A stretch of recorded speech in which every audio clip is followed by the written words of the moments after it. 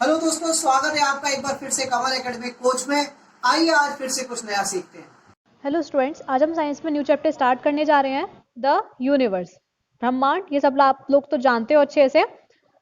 तो यूनिवर्स में मिलने क्या क्या चीज़ें इंक्लूड्स होती हैं ये भी आपको सबको पता है। बहुत सारी हेवनली बॉडीज होती हैं, अर्थ भी है, स्टार्स हैं, प्लैनेट्स हैं, सैटेलाइट्स हैं, या और भी बहुत सारी सेलेस्टियल बॉडीज हैं जो हमें स्काई में देखने को मिलती हैं। और ये जो साइंस है, इसकी ऑब्जर्वेशन करने का या कंपोजिशन की स्टडी करने के लिए, उसके बिहेवियर की स्टडी करने के लिए, कोई भी और जानकारी निकालने के लिए स्टार्स की, प्लैनेट्स की, मून्स की, एस्ट्रॉइड्स की, किसी भी चीज़ की जो कि यूनिवर्स में प्रेजेंट रहती हैं, उन सब की स्टडी करने के लिए उसे बोलते हैं एस्ट्रोनॉमी।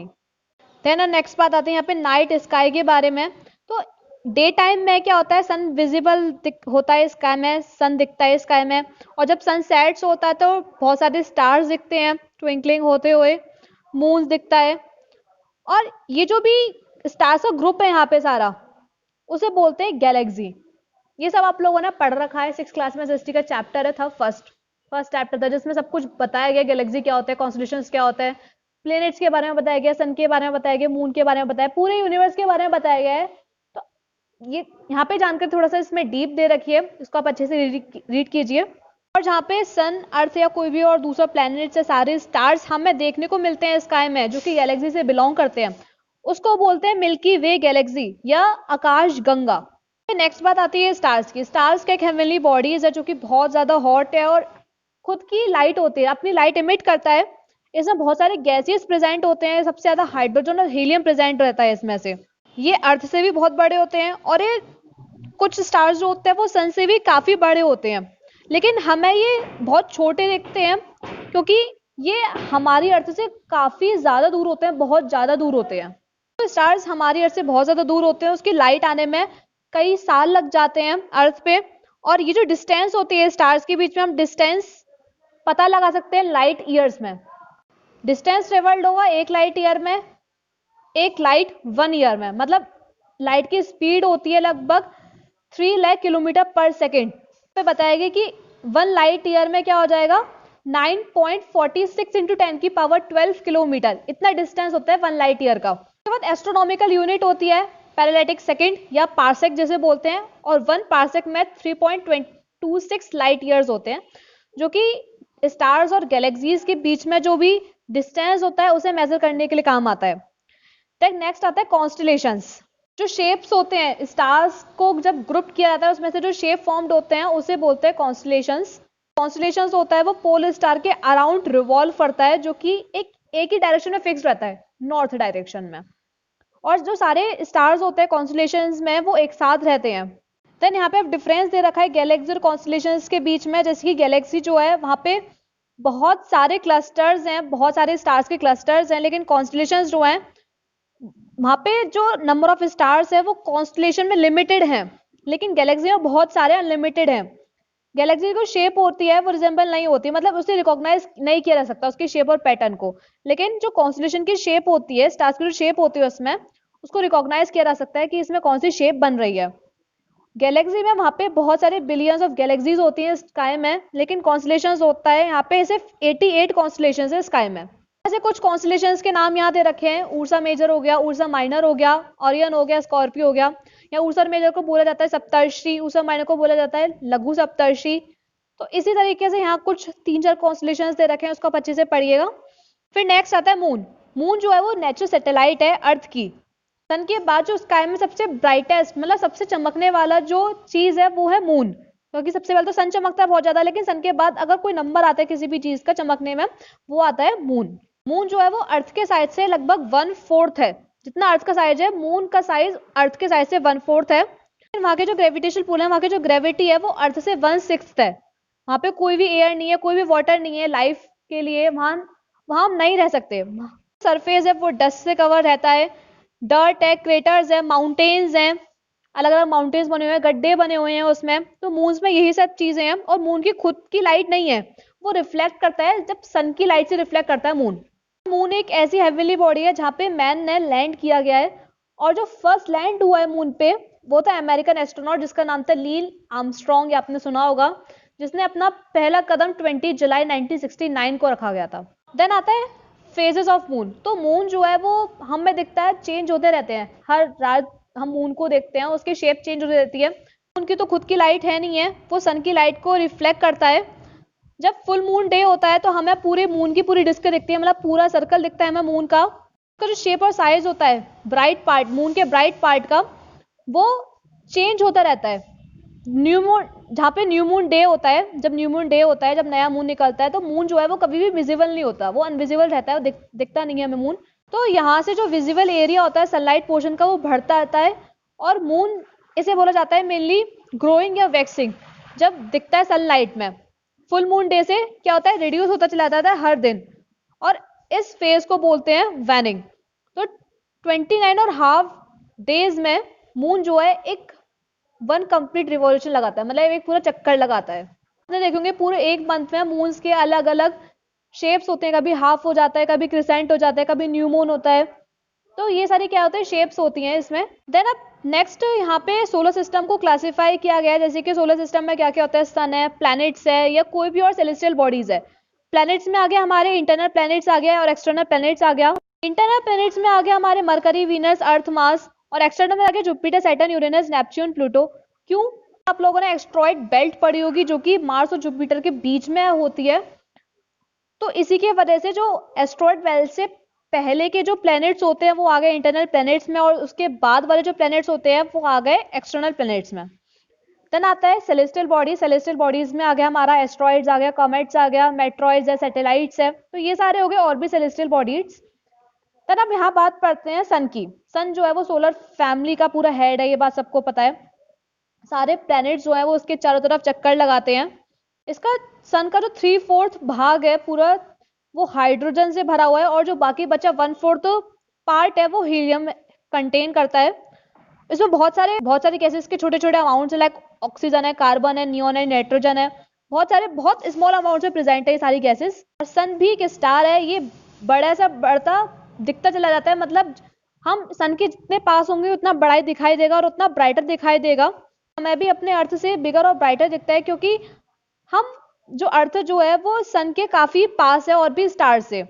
तो यहाँ पे एक टेबल दी गई है, पूरे डाटा दे रखा है प्लैनेट्स के बारे में, प्लैनेट दे रखे हैं, यहाँ पे डिस्टेंस दे रखा है कि सन से कितनी दूरी पर है ये, उसकी डायमीटर दे रखा है कि कौन सा प्लैनेट कितना बड़ा है कितना छोटा है। फिर यहाँ पे टाइम टेकन दे रखा है कि एक प्लैनेट का, कि एक प्लैनेट अपने एक्सिस पे कितने डेज है, कितने मिनट्स है, कितने आवर्स में रोटेट करता है।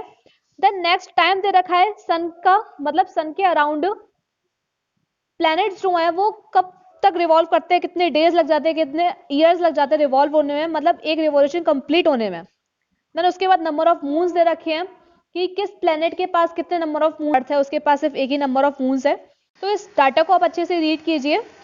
देन नेक्स्ट आता है द प्लैनेट्स। अब प्लैनेट्स जो है वो ये सॉलिड हेवनली बॉडीज हैं जो कि सन के अराउंड रिवॉल्व करते हैं, सन के अराउंड रोटेट करते हैं एक फिक्स्ड पाथ में, जिसे बोला जाता है ऑर्बिट। और हर प्लैनेट जो है वो खुद की एक्सिस पे भी रोटेट करता है। यहाँ पे मेनली 8 प्लैनेट्स के नेम दे रखे हैं, Mercury, Venus, Earth, Mars, Jupiter, Saturn, Uranus, Neptune. Then 1930 में प्लूटो भी क्लासिफाई किया गया था एक प्लैनेट का, एक स्मॉलेस्ट प्लैनेट था। लेकिन 2006 में इसकी एक नई डिफिनेशन निकल के आई कि एक डार्क प्लैनेट है, तो इसको प्लैनेट्स में कंसीडर नहीं किया जा सकता। और अलग अलग प्लैनेट जो इनको अलग अलग साइजेस हैं। सबसे छोटा प्लैनेट जो है मरकरी, और सबसे बिगेस्ट प्लैनेट जो होता है सोलर सिस्टम में वो है जुपिटर। यहाँ पे सब प्लैनेट्स के बारे में बताया गया है कि मरकरी के बारे में बताया गया है। पहले मरकरी जो है सन के सबसे क्लोजेस्ट प्लैनेट है, सारे प्लैनेट से सबसे फास्टेस्ट प्लैनेट यही है, और सबसे स्मॉलेस्ट प्लैनेट भी यही है। द नेक्स्ट प्लैनेट का नाम आता है वीनस। वीनस जो है वो सारे प्लैनेट्स में से ब्राइटेस्ट प्लैनेट बोला जाता है, इसको सबसे ब्राइटेस्ट प्लैनेट है ये। इसे शाइनिंग प्लैनेट भी बोला जाता है, ये सिल्वर ब्लू है कलर में, और इसे हॉट प्लैनेट भी बोला जाता है। तो ये कुछ यहाँ पे प्लैनेट्स के नेम्स ही दे रखे हैं, उनके बारे में बताया गया है। अर्थ है, अर्थ के बारे में बताया गया है, इसमें मार्स है, जुपिटर है, सैटर्न, यूरेनस, नेपच्यून। सबको आप खुद से रीड कीजिए। देन नेक्स्ट बात करती हूँ मैं अदर सेलेस्टियल बॉडीज की। पहला आता है इसमें एस्ट्रॉइड्स। एस्ट्रॉइड्स जो है उसमें बहुत सारी छोटी छोटी रॉकी बॉडीज होती हैं, लगभग 1000 किलोमीटर की या उससे कम लेस डायमीटर की, मतलब लगभग इतना डायमीटर तो होना चाहिए, उससे कम भी हो सकता है, जो कि सन की जो अराउंड ऑर्बिट होती है उसमें प्रेजेंट रहता है। किस में ऑर्बिट होती है? ये मार्स जुपिटर के बीच में जो एस्ट्रॉइड बेल्ट होती है उसमें प्रेजेंट होता है, जिसे बोलते हैं एस्ट्रॉइड। देन आता है मेटेओर्स और मेट्रॉइड्स। मेटेओर्स वो एस्ट्रॉइड्स हैं जिसमें बहुत सारे स्टोन्स के छोटे छोटे पीसेज हैं, मेटलिक रॉक्स के छोटे छोटे पीसेज हैं जो कि बहुत हाई स्पीड में ट्रेवल करते हैं। जब एस्ट्रॉइड अगर अर्थ के एंटर कर जाते हैं तो वो हीट हो जाती है, बहुत एयर फ्रिक्शन की वजह से बहुत हीट हो जाती है, ऐसे कुछ जल जाते हैं। मतलब एक जलती हुई चीज नहीं होगी जो कि अर्थ से स्काई से नीचे आ रही है बिल्कुल, तो इसी तरीके से वो एक लाइट की स्ट्रीक छोड़ के जाती है स्काई में बिल्कुल ही, और उसे हम बोलते हैं शूटिंग स्टार्स या फॉलिंग स्टार्स। क्या बोला जाता है फिर इसे? मेटियोर्स। तो ये सारे रिमरेंट्स होते हैं जो मेटियोर्स के, जो कि अर्थ पे पहुंचते हैं, उन्हें बोला जाता है मेट्रियोइड्स। देन आता है कमेट। कमेट जो एक फ्रोजन गैसेस होती है, जमी हुई गैसेस होती हैं जिसमें डस्ट पार्टिकल्स, रॉक्स, ये सब चीज होता है जो कि सन के ऑर्बिट के अराउंड मूव करता है। ये भी कॉमेट जो है सन को अप्रेजिस करता है, तो ये एक लॉन्ग टेल डेवलप कर देता है। जो कॉमेट की टेल जो होती है वो हमेशा सन से अवे होती है, मतलब अपोजिट डायरेक्शन में होती है। उसकी जो पॉइंट होता है वो अपोजिट डायरेक्शन में होता है हमेशा, और इसकी जो टेल होती है वो लॉन्ग होती चली जाती है जैसे जैसे कॉमेट जो है वो सन के क्लोज आता चला जाता है। और सेम वही, जब कॉमेट जो है अगर अर्थ के एटमॉस्फेयर में अंदर एंटर करता है तो ये बर्न होगा हीट और फ्रिक्शन की वजह से। और जो बर्निंग कॉमेट क्या है? मेटियोर्स प्रोड्यूस करता है, शूटिंग स्टार्स प्रोड्यूस करता है। देन नेक्स्ट आता है आर्टिफिशियल सैटेलाइट्स। तो जो सैटेलाइट्स मैन मेड सैटेलाइट्स होती है, मतलब जो ह्यूमन मेड होती है, ह्यूमंस जो बनाते हैं और जो अर्थ के अराउंड मूव करती है किसी भी साइंटिफिक पर्पस के लिए। जैसे सैटेलाइट्स के थ्रू क्या होता है? वेदर्स देखते हैं, लोकेशंस देखते हैं, अलग अलग ज्योग्राफिक चीजें देखते हैं। तो जो सारी सैटेलाइट्स वगैरह होती हैं आर्टिफिशियल सैटेलाइट्स होती हैं। सैटेलाइट्स अपनी ही ऑर्बिट में रहती है। अर्थ की ग्रेविटी और सैटेलाइट्स की वेलोसिटी के बीच में जो बैलेंस होता है, इसलिए इसी वजह से वो अपने ऑर्बिट में ही रहती है और कहीं जाती नहीं है वो। तो हमें बहुत सारे यूजेस भी देखने को मिले हैं। टीवी प्रोग्राम्स वगैरह की वजह से आते हैं, टेलीफोन, इंटरनेट, या कोई भी रिसर्च हो रही है वो सब किस वजह से हो रहा है? सैटेलाइट्स की वजह से हो रहा है। देन है इंडियन सैटेलाइट। तो इसरो जो है, इंडियन स्पेस रिसर्च ऑर्गेनाइजेशन, ये इंचार्ज है इंडियन सैटेलाइट्स का। जहाँ पे फर्स्ट सैटेलाइट जो है इंडिया में बनाई गई थी जिसका नाम था आर्यभट्ट, जो कि 1975 में लॉन्च की गई थी। अब इंडिया के पास इतनी कैपेबिलिटी है कि वो खुद के सैटेलाइट्स को लॉन्च कर सके। देन अक्टूबर 22, 2008 इंडिया ने एक सैटेलाइट लॉन्च की थी, चंद्रयान-1। जो हिस्टोरिक मोमेंट था इंडियन स्पेस का, ये गोल्डन लेटर से लिखा गया था। देन नेक्स्ट आता है अर्थक्वेक। ये एक शॉर्ट वाइब्रेशन होता है, मतलब वाइब्रेशन होता है ग्राउंड की सरफेस पे, जहाँ पे अर्थ बिल्डिंग्स वगैरह जो है वो शेक करने लग जाती है, हिलने लग जाती हैं वो, जिसकी वजह से बहुत सारे गैप्स आ जाते हैं ग्राउंड्स में। इसे बोलते हैं अर्थक्वेक। जितनी भी एनर्जी स्टोर्ड होती है अर्थ के इंटीरियर्स में, वो अर्थ क्रस्ट से रिलीज होती हैं, वेव्स प्रोड्यूस करती हैं जो कि अलग अलग डायरेक्शंस में जाती हैं सेंटर में से। वो सेंटर जहाँ पे से अर्थक्वेक की वेव्स निकलती है, ओरिजिनेट होती हैं, उसे बोलते हैं मेनली सेस्मिक फोकस। नेक्स्ट बताया गया है यहाँ पे कॉजेज ऑफ अर्थक्वेक। अर्थक्वेक के कौन कौन से कॉजेज होते हैं? यहाँ कुछ मेन कॉजेज आ गए हैं, लाइक वॉल्केनिक इरप्शन है। जब कोई वॉल्केनिक एक्टिविटी एक्सप्लोज होती है उसके थ्रू अर्थक्वेक आ जाता है। कोई भी गैस एक्सप्लोजन होता है, कहीं भी गैस वगैरह फट जाती है, अर्थक्वेक आ जाता है तब। वाइब्रेशंस होते हैं, फोल्डिंग या फॉलिंग होती है, कोई भी प्लेट की टेक्टोनिक चीज होती है, मतलब अर्थ के नीचे जो प्लेट्स होती हैं वो खिसक जाती हैं, उसकी वजह से अर्थक्वेक आते हैं। मैन मेड एक्सप्लोजन, हम कोई भी एक्सप्लॉइट कर रहे हैं, कुछ भी चीज बना रहे हो और वो बाद में एक्सप्लोजन हो रहा है उसकी वजह से अर्थक्वेक आ जाता है। डिसलोकेशन ऑफ द क्रस्ट, तो ये कुछ कॉजेज हैं जिसके थ्रू क्या है? अर्थक्वेक आता है। इस चीज को आप रीड कीजिए अच्छे से। देन नेक्स्ट आता है मेजरिंग अर्थक्वेक्स। अब जो अर्थक्वेक की इंटेंसिटी है, मतलब जो मैग्नीट्यूड है या इंटेंसिटी है किसी भी अर्थक्वेक का, वो मेजर किया जा सकता है रिचर स्केल के थ्रू। इस स्केल में पॉइंट्स होते हैं 0 to 9 तक। क्या है? मेनली डैमेज करता है बहुत सारी चीजों को, मैनमेड स्ट्रक्चर्स को, लाइक बिल्डिंग्स हो गया, रोड्स हो गया, और बहुत सारी लाइफ्स को भी खत्म करता है, ह्यूमन या एनिमल लाइफ को भी, सबको भी बहुत नुकसान पहुंचाता है। तो जो वेव प्रोड्यूस होती है अर्थक्वेक के द्वारा उसे बोलते हैं सेस्मिक वेव्स। और जो इंस्ट्रूमेंट्स जो इस सारे वेव्स को रिकॉर्ड किया जाता है, जो इंस्ट्रूमेंट्स यूज किया जाता है इन सारे वेव्स को रिकॉर्ड करने के लिए, इसे बोलते हैं सेस्मोग्राफ। देन सुनामी भी जब आते हैं, जब अर्थक्वेक डिस्टर्ब होता है सी फ्लोर में से बहुत बड़ी वाली सी वेव प्रोड्यूस होती है। नेक्स्ट अब यहाँ पे प्रोटेक्शन के बारे में बताया गया है कि अर्थक्वेक के अगेंस्ट किस तरीके से हम खुद को प्रोटेक्ट कर सकते हैं। तो हम ये जानते हैं कुछ एरियाज में, वर्ल्ड के कुछ एरियाज में अर्थक्वेक प्रोन है, जिसे बोलते हैं सेस्मिक जोन्स। इसमें बिल्डिंग्स होती हैं, इस जोन में जो बिल्डिंग्स होती है ये डिजाइन की जाती है कुछ इस तरीके से, अब अगर इन एरियाज में अर्थक्वेक आ जाता है तो वो इस चीज को झेल सके, वहां डिस्ट्रॉय ना हो इतना। देन बिल्डिंग्स जो है वो कंस्ट्रक्ट की जाती है लाइट बिल्डिंग मटेरियल से, लाइक मड हो गया, टिम्बर हो गया। रूफ जो है वो भी लाइट बनाई जाती है जिससे ज्यादा डैमेज ना हो अगर पूरा स्ट्रक्चर गिरता है तो नीचे। यहाँ कुछ सेफ्टी मेजर्स आ गए अर्थक्वेक के दौरान, मतलब जब अर्थक्वेक आता है तो हमें क्या क्या प्रिकॉशंस यूज करने हैं।